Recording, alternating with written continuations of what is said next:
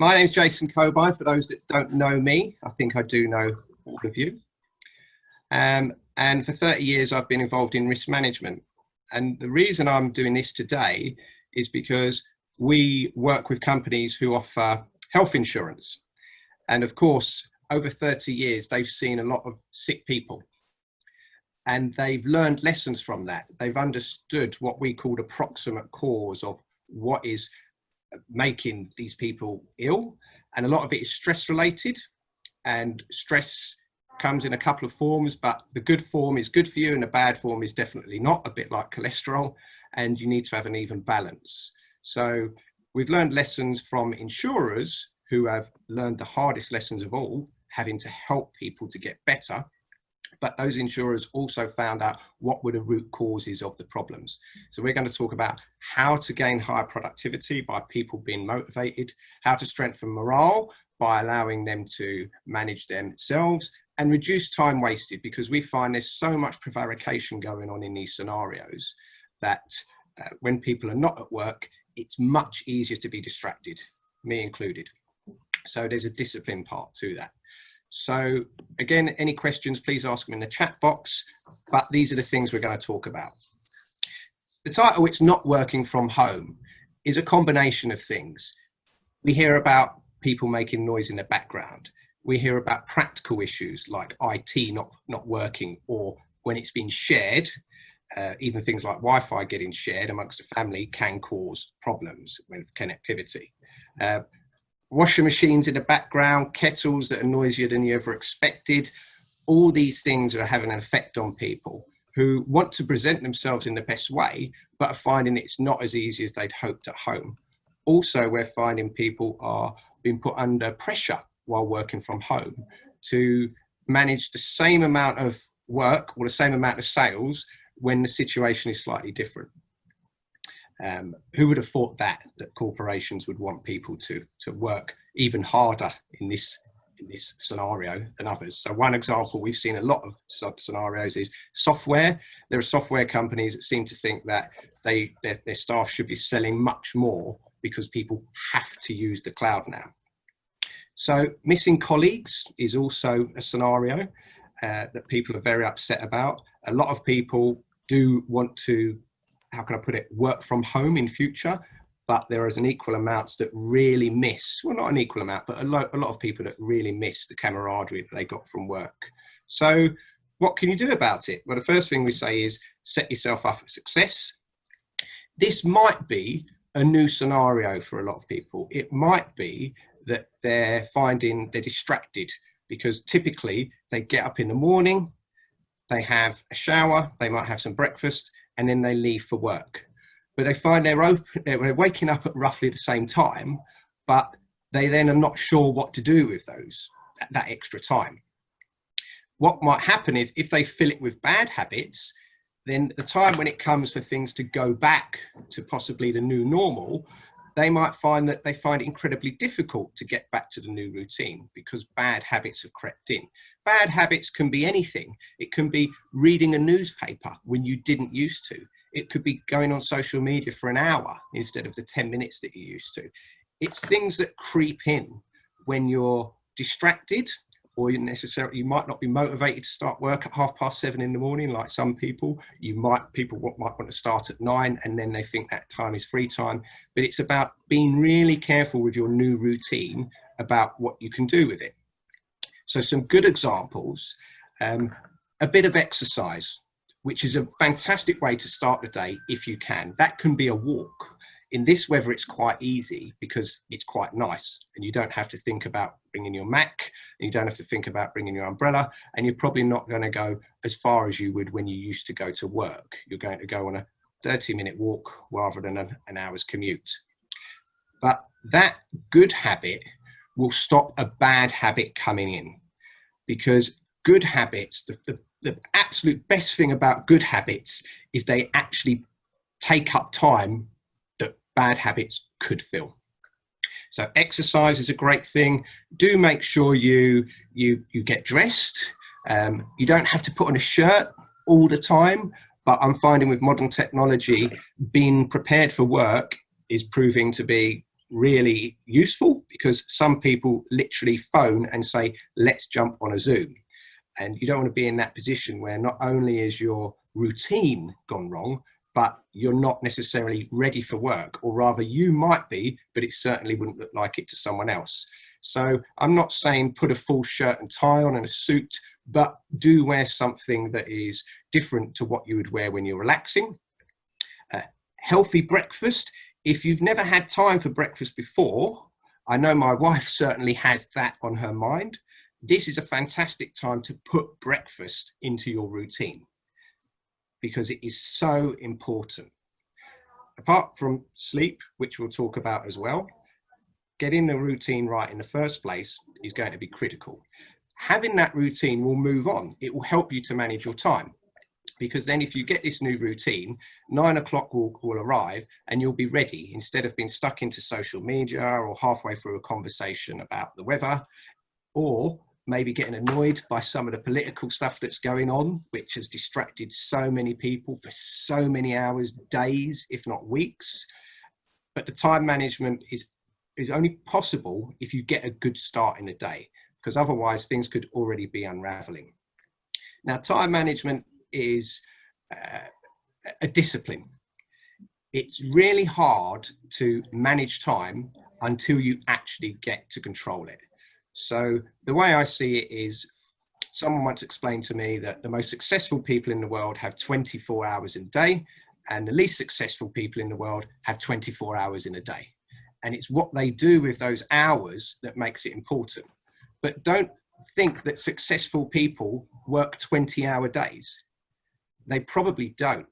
They're probably masters at delegation, and they're probably working the hours where their brain is actually at its peak, which are the hours after you wake up. Possibly not, in my case, the half hour after I've woken up, but thereafter. And there is science out there, and Rachel will probably tell you a bit more about this. There is science out there that shows that after a certain amount of hours, the brain is not working as well as it could. So are you giving your clients the best part of you if you're working those long hours? One way to reduce hours on time management is meetings. So meetings for me are one of the biggest wastes of time I see in the UK. I'm not sure about other countries, but there does seem to be a huge reliance on meetings for the sake of it. So I understand that some sales teams have meetings every day, and they meet from 9 till 10. And when I ask what was the result of the meeting, people can't tell me. So it's not a meeting unless it has at least 3 things, probably more. The first is an actual reason for having it, i.e., we're going to have this meeting because, and that because has to be the thing that's going to happen by the end of it. A meeting without a conclusion where people walk away and say, let's chat again in a week, that was pointless. So the meeting has to have a reason. The other 2 really important parts are the timing. So in order to get to that thing that you really want, you should know roughly how much time it's going to take. And that's about how many people are there, how long do they need to give their opinions, what information do they need to receive beforehand, and how long will it take to do the conclusion and the wrap up at the end.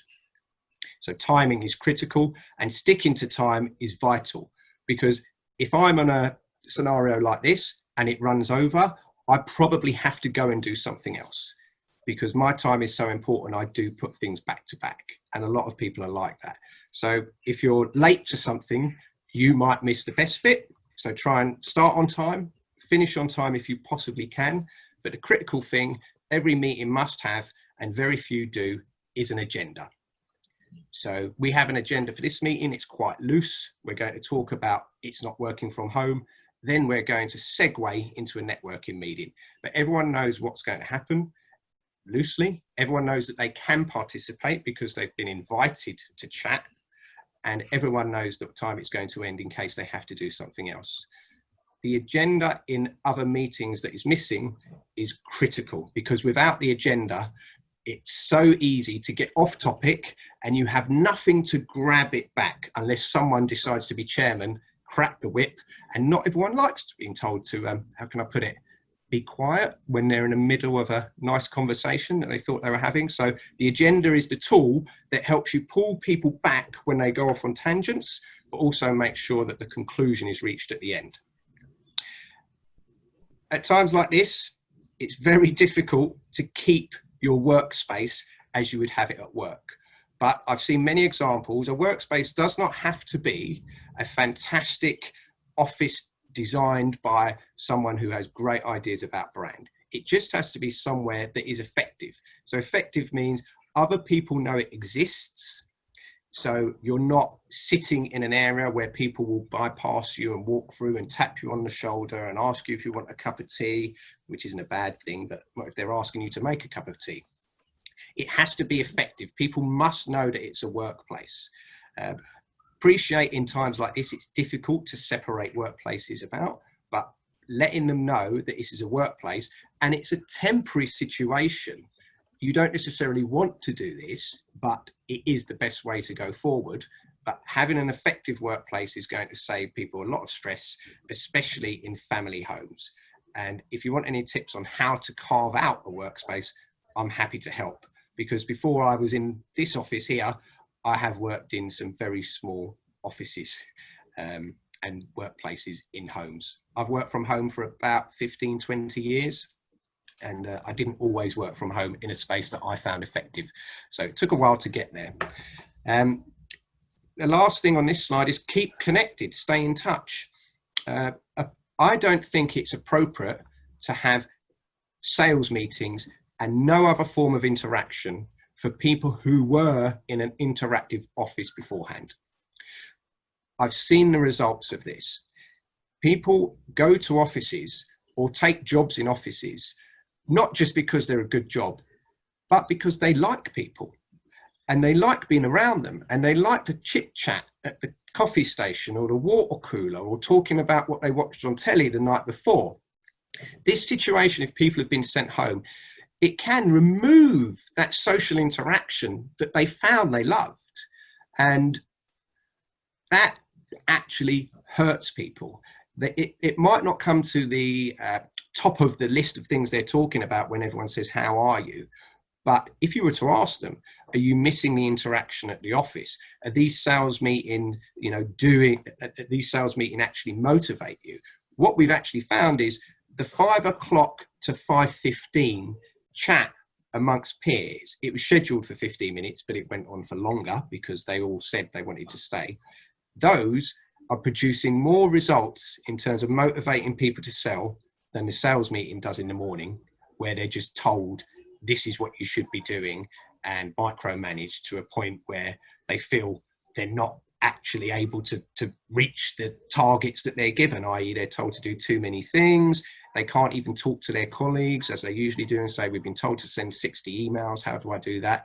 That interaction is missing. So if a company is going to have a sales meeting in the morning, they should definitely have some form of stay in touch facility, which people don't have to attend, but everyone is invited. Because if people start feeling isolated, their mood will drop and they'll find it difficult to keep going. So I hope all that making sense so far. Next bit, of course, your well-being. I'll talk about posture briefly because I have seen how difficult it is for people working from home who don't have a separate office, who do sit on a sofa. I've even had it in the past with myself where I had interns and they didn't want to sit on the chairs. They wanted to sit on the sofa. So posture is important because I know personally how difficult the back pain and back resolutions can be in the future. But it's not as difficult as people make it out to be. You can still sit at a breakfast bar, any flat surface, with all the right mechanisms in place. You could talk about it all day. It's things like keeping your wrists supported, make sure your feet are on the floor. But we've actually got a guide, which is, I think it's 2 pages, and it's actually a visual guide that shows people how to sit, where their arms should be, how their chair should be set up. Of course, in this situation, you might not be able to, how can I put it? You might not be able to enforce this, but at least you can give people the tools to look after themselves. If they choose not to use those tools, then that's not the problem of the business. And there are ways to deal with that if it comes back and haunts you later. Keeping healthy, of course, we all want to keep healthy. The routine that I mentioned earlier, the new routine, is a fantastic way to keep healthy, because if you plug your breakfast, your lunch, and your evening meal into your routine, in an ideal world, no one would be working after they've had their evening meal. When the pressure's on and things are difficult, that can still happen. People still do have to go back to their desks. Sometimes they need to do an hour's work. Sometimes it's up to midnight. Sometimes some people have to do work overnight, especially lawyers, to get things finished. We see that all the time. But if you do have the meals that your body needs in order to power you up for those periods, you're going to find it's a lot easier. There's less stress. You're not as tired. But staging those meals during the day is really going to benefit anybody.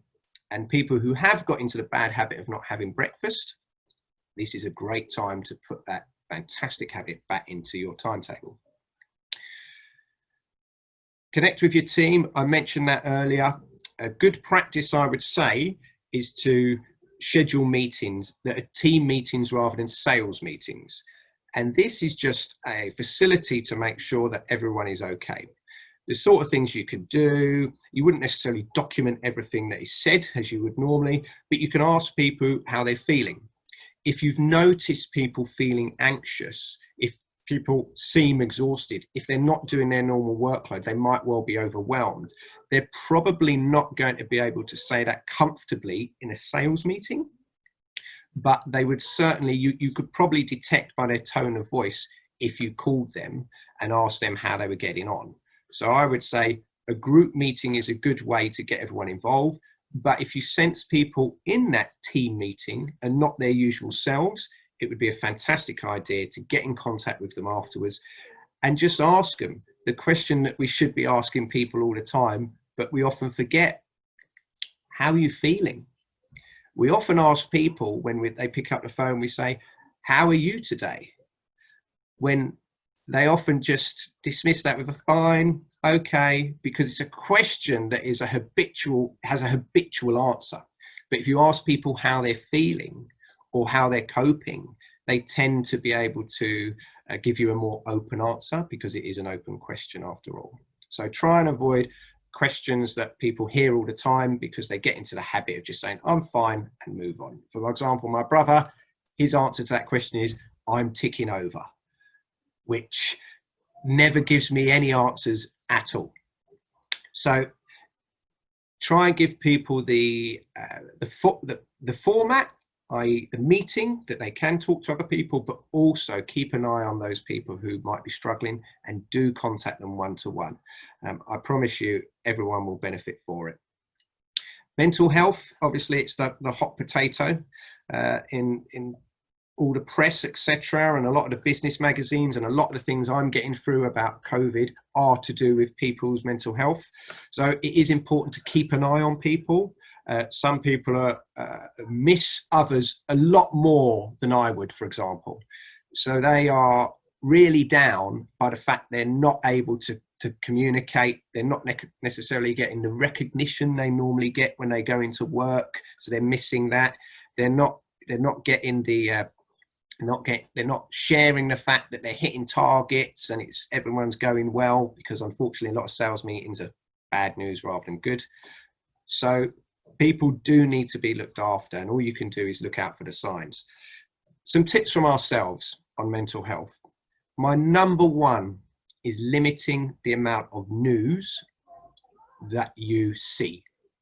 Whether you read it, whether it's a social media section that you follow, whether you have newspapers delivered, whether it's coming into your inbox, because we're all inundated by different pieces of news. Some are provided for the incorrect reason. For example, there's a gentleman called, I'm going to call him Mr. McTavish. That's actually his name. He's called Bruce. His company's called McTavish, and they got into the Sunday Times this week, basically rubbishing insurance brokers. Now, I never saw it because I don't buy that publication. However, I was alerted to it. But rather than read his article, which I assumed was one where he was trying to generate consultancy by saying some pretty nasty things, I instead saw the response from the British Insurance Brokers Association. So by reading the response, I was much better off than reading the abuse, the criticism, the incorrect assumptions, the basic lies that were said. And that was because I had a credible news source to refer to, which was not a Sunday Times reporter who is basically doing a PR campaign for a company that wants to generate some money at this time. So limit the news that you receive. If you do insist on news, the recommendation is twice a day. You set the times.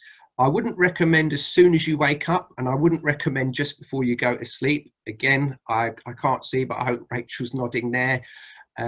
It's not necessarily good for you to have all these things swimming around in your head whilst your brain is trying to do its job and clean everything up for you. Because it might, I'm not saying it will file everything in the wrong place, but the more stuff coming in, the more your brain has to cope with it. But it's not good for your stress levels to be feeling that things are going wrong all the time. And unfortunately, the news is doing that to a lot of us. Healthy diet. We can send you tips on healthy diet, but it's basically about your 5 a day, making sure you're getting enough liquid. The fantastic way to deal with liquid is this. What I found is the more I drink, the more I have to go to the toilet. But in having to go to the toilet, I have to get up from my desk. So by just drinking, not regularly and incessantly, but by drinking regularly, I find it helps with my posture, because I then have to get up out of this position I'm sitting in. I also have to go and refill whatever it is I'm drinking. So that tends to be a good habit I've got into. If I fill the bottle up, a big one, this one, fill that up. By the time I've got through that, nature takes its course. But then the habit for me is to fill it back up again. And then, of course, I've got liquid at my, basically, it's there all the time. But also I'm getting up. I'm not damaging my back by sitting in the wrong position for too long. And while I get up and walk around, it does give me 5-minute breaks. So I give myself plenty of breaks to have a cup of tea or a cup of coffee as a treat instead of water. And those breaks are at certain periods throughout the day, just to make sure I'm not constantly switched on and I'm not constantly receiving bad messages. So try and exercise regularly, but mental health is just as important. So I'll move on. Tips for managers. We've talked about the sales meetings. I found that what a lot of managers are doing are scheduling sales meetings, and they're religious about them, but they're not scheduling other meetings where the interaction can take place. Some great examples I've seen, companies that do the 15-minute thing and then they just let their employees freestyle after, and we find the employees often go off on a tangent, 2 or 3 of them go off together and have a chat and then come back. Pizza meetings, where the company says, if you order a pizza and put it on expenses, everyone can have a pizza while we're sitting around a table at 4 o'clock on a Wednesday. Try not to do these on the employee's time. It's not very kind to say we're going to have a team meeting and it's going to be at 6 p.m. because we want you guys to sell until then. You should be doing this in work time. Now, businesses will say that's not a great use of our time, but I promise you it is. There'll be other things that's probably been done that are not necessarily efficient. These meetings will prove they will help people stress, they will increase the morale, sales levels will go up instead of down, and people will really thank the company for helping them through this difficult period. Where if it's just sales meeting every day, 9 till 10, people will end up feeling oppressed. They'll start feeling that the company doesn't really necessarily care about them, and they might do other things from there on in. Multiple communication tools. Have no worries about using the tools on your phone. Just make sure your phone is encrypted. It's not that difficult these days. Most phones come with encryption, but as soon as Zoom became very popular, Microsoft, I think, or someone started releasing information how Zoom wasn't secure. So it's up to you to secure your device or ask your company or employer which you can use. Best advice is ask the employer to say which tools you can use and then stick to them. But also make sure that if you are managing a team, you tell them exactly what you want them to do. Because if you give them access to these tools and then they go off and start communicating with people on these tools, they may well forget exactly what work they're meant to be doing in the first place. So give them access, but make it clear. I'm giving you access to Zoom on your mobile because I want you to be able to take a call when you're not at your desk. But I don't necessarily think you should be using it for personal reasons during work time. But feel free to use it outside of work because we've got the right security settings. Those are the sorts of things that can be done to make sure the deliverables are clear. Do check in on a personal level, as I said, especially watch for people who don't seem to be themselves, seem to be more anxious than they usually are, or if there's a considerable drop-off in their communication. What we find and what we found over this period is we know insurance company employees are stressed at the best of times, but there's thousands of them that have just gone missing. They're not answering the emails. They're not answering the phone calls. We know they haven't been furloughed, but they're having a difficult time. And it could be because pressures at home. It could be the fact they're working from home. They could be the sort of person that misses the office, yet different people are struggling. So look out for people. Make sure you're checking that they're behaving as they normally do. And anyone that's in management, especially if you're running a business, of course, you've got to monitor your own hours. It's a real discipline. The challenge for people who are in management is stopping. They don't necessarily find it difficult to start the day, but they often work for long hours, which doesn't necessarily set the right example, because if you're sending an email to your employees at 7:30 in the evening or your team, then you're going to have to expect them to call you at 7:35 saying, I've got a query about this email. So if you manage your own hours and you're not overworking, you're not working outside of that zone where you're at your best, then you can ask other people to do the same. The last one I've got on here is health and safety. What we recommend is role model health and safety. So if you do want people to work from home and you want their posture to be good over the period that they're working from home, don't go on a Zoom call slouching in your sofa, because they'll think that is the right thing to do. I'm not saying you should never go on a Zoom call slouching in your sofa. What I'm saying is when you're trying to set the example for people, make sure that you're giving them good examples. Health and safety is vital at the moment because since the government stopped mandating what people should be doing and started saying, over to you, use common sense, which isn't actually that common, it's fallen down to health and safety law. Businesses that have adopted health and safety in the past are finding it relatively easy because they understand the process. I need to do a risk assessment about people coming to the office. I need to attach that to my health and safety policy, and I need to communicate it to all the employees and all our stakeholders. Because we've done the risk assessment, we'll also be able to say, this is how you behave when you're working for this organisation. But companies who haven't undertaken health and safety in the past are looking at a pandemic risk assessment or a reopening an office risk assessment, and they're wondering where to start.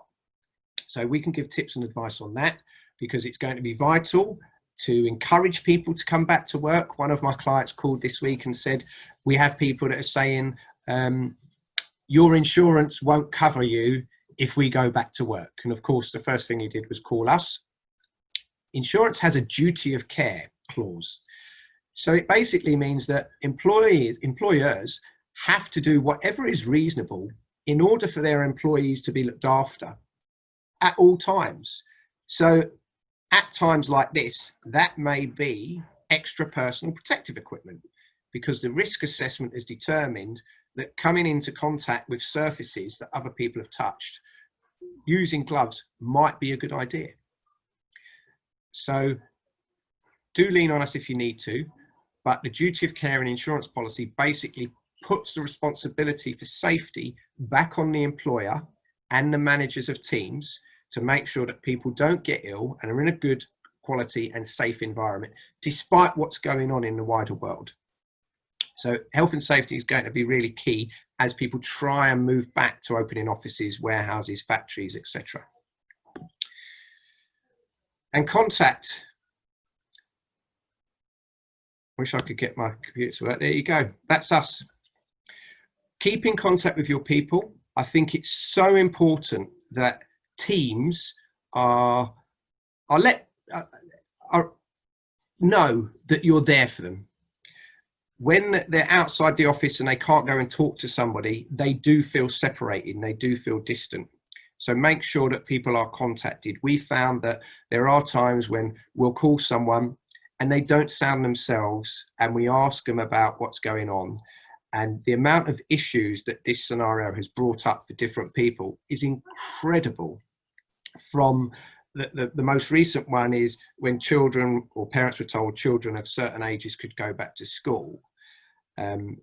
One parent told me that her youngest child in year 1 is the youngest one in that intake and isn't as confident as the other children in that intake, and therefore really does benefit from the support that the level of teachers and assistants they usually have. But because they were withdrawing that level of teachers and assistants, she felt really concerned that her baby was going to be pushed back into an environment that really wouldn't suit her because it had changed a little bit. And that, of course, brought home childcare issues, and not every employer is as flexible as the other. And that made her incredibly stressed. And there wasn't really an ideal way through it. It was a matter of she decided to keep her child at home and had to then manage the situation around it. But the amount of stress while she was trying to get straight answers from the school was incredible. I felt really sorry for her. Okay, so there's our contact details if you want to speak to us.